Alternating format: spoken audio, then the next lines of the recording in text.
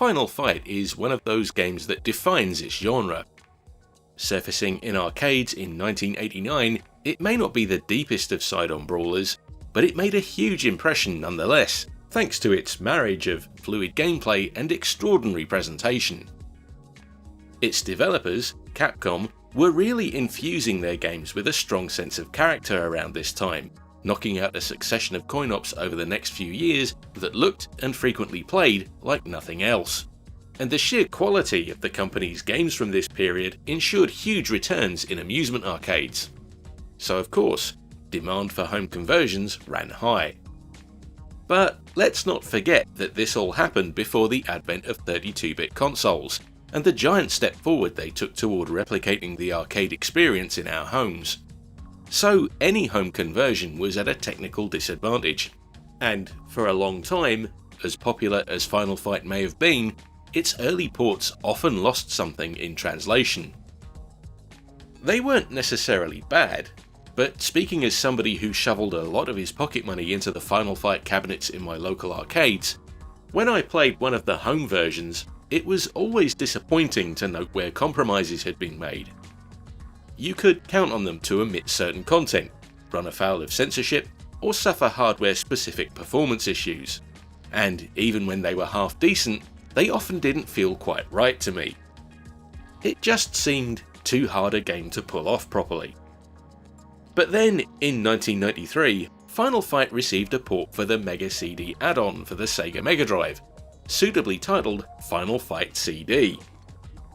I remember this came as quite a surprise to me because, given Capcom's long-running association with Sega's market rival Nintendo during the early 90s, ports of their coin-ops for Sega consoles weren't something you saw very often back then.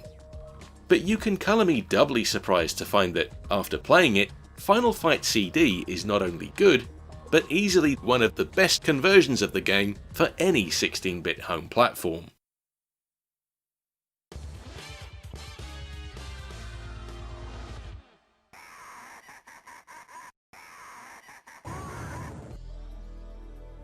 Before I get to the meat of this review proper, it's worth repeating something I've said before. I'm not the biggest fan of side-on brawlers.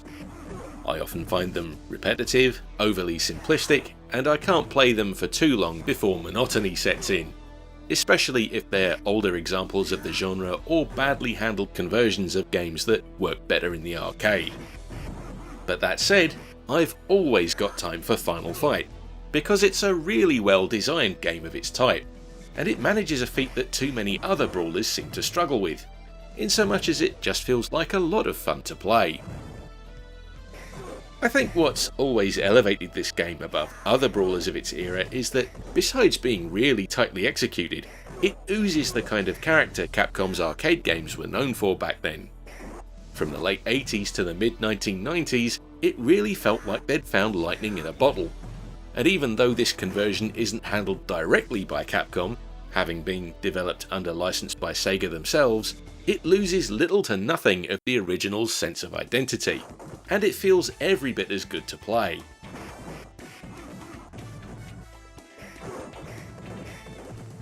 When you pick it apart, what you find at the core of Final Fight is the classic blueprint for these kinds of games. After selecting one of its 3 iconic playable characters, you march through its 6 stages, taking on the assorted punks, thugs and boss characters running riot in them. If you've played any brawler since Tecmo's Double Dragon, you should know what to expect. You're on a mission to wear down their health bars before they do the same to yours. The controls are pretty simple, with the Megadrive controller's D-pad moving you around the lower half of the screen, and its 3 buttons can be configured to suit your preference. One attacks the enemy, another is used to jump, and you can trigger a special attack using either the coin-ops method of pressing jump and attack together or assigning it to a separate button. Provided they don't get a sneaky jab in during the attempt, moving close to enemies allows you to grab them, which enables you to either wail on them up close or throw them across the screen. With good timing, the latter proves a good tactic for crowd control, as you can fling your enemies into one another, putting the hurt on 2 of them for the price of 1. That's a good way to keep yourself from getting surrounded, which can be the kiss of death in this game. multiple hits from all sides will drain your health bar very quickly indeed. What you need to bear in mind with Final Fight is that whatever form it takes, even this CD enhanced home version of it, it's a game that was designed for arcades first and foremost, so it stacks the odds against you, trying to overwhelm you with enemies and knock your health down seemingly quicker than you can react at times. Even your special attack, which proves invaluable for getting out of a tight spot, consumes some of your health when triggered, so you can't go crazy with it. The key to progress lies in observing how all your different assailants behave and learning how to approach them. You'll also need to keep a constant eye out for anything that could give you an edge. Destructible items in the play area will sometimes reveal weapons like knives and lead pipes, or food items that replenish health. Which does actually raise the question of just who throws a perfectly good whole-cooked chicken in the trash. Video game logic, what can I tell you?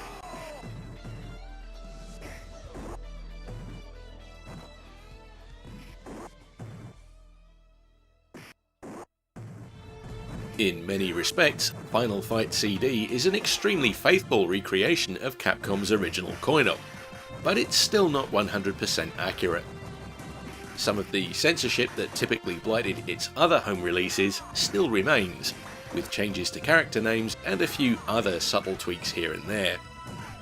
Unlike some other versions of the game, the infamous Roxy and Poison characters haven't been replaced with male counterparts, but they have been redrawn. And besides those changes, on a technical level, you might notice that it puts a few less sprites on screen, and it's less colourful overall. I don't think any of that matters when you step back and look at the bigger picture though. Let's not forget, this is one of the most complete console versions of the game you'll find, with every stage and playable character included, a 2-player mode, and all the feel of the original. And that's before we even talk about how it benefits from getting the CD-ROM treatment. Quite refreshingly, this isn't one of those Mega CD games that's loaded down with needless bells and whistles. When you look back on the system's software library, there's an awful lot of stuff that seems to make almost gratuitous use of its capabilities. But Sega have really employed careful judgment here.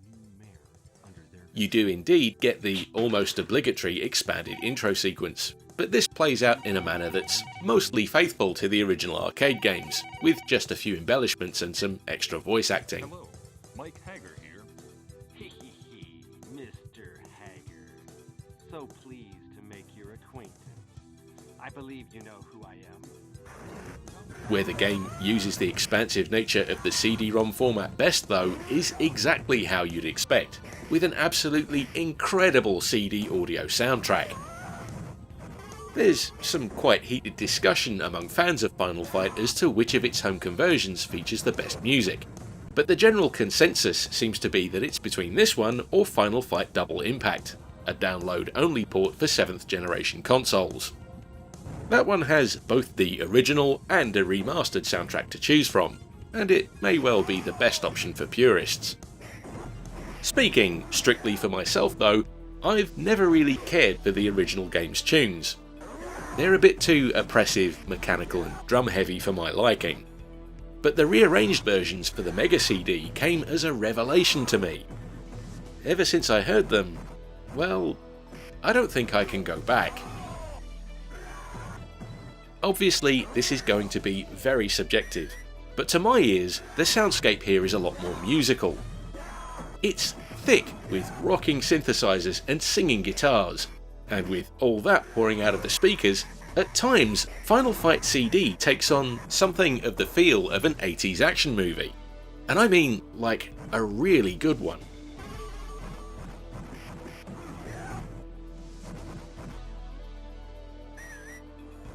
Good music really can add a lot to a video game, and when you layer these glossily produced tracks over the fluid combat, where tapping a single button repeatedly allows you to unleash flurries of kicks and punches in truly satisfying style, the end result is a brawler that plays out at a good pace and knows how to keep the player interested.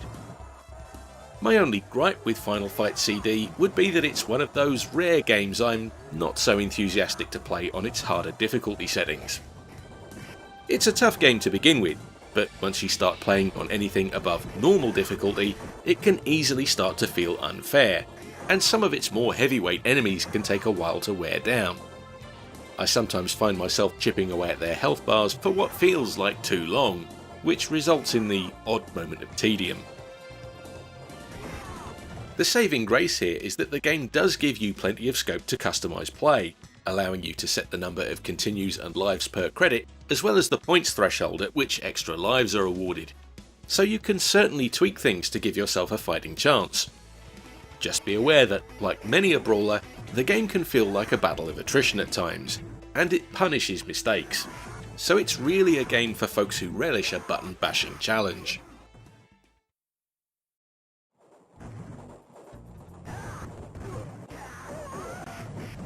Final Fight CD stands to this day as an exceptionally good port of a great arcade game, and it occupies an interesting spot in the Mega CD software library.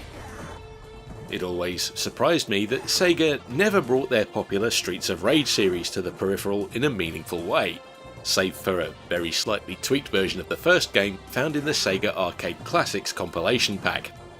Kind of strange considering how they seized the chance to put out enhanced versions of some of their other IPs during the Mega CD's lifespan. This state of affairs never really bothered me that much though, because, whisper it softly, I'm not that big a fan of Streets of Rage. When I played that as a kid, I remember thinking that I'd much rather have been playing Final Fight, so to see Sega knock out such an amazing, comprehensive version of it was a dream come true. Sure, it's not a perfect port, and that arranged audio soundtrack may not tickle everybody's ears the way it does mine, but this is hands down a better conversion of the game than any other platform of its day managed to offer, and it's certainly my preferred one. It's very clear that Sega's aim here first and foremost was to translate Capcom's coin-op to a home console format as best they possibly could. Demonstrating the capabilities of the Mega CD was no doubt a consideration in the process, but it was a secondary one, and the whole package benefits immensely from that approach. In my opinion, it's a success on both counts, and I wish there'd been more stuff like this for the system.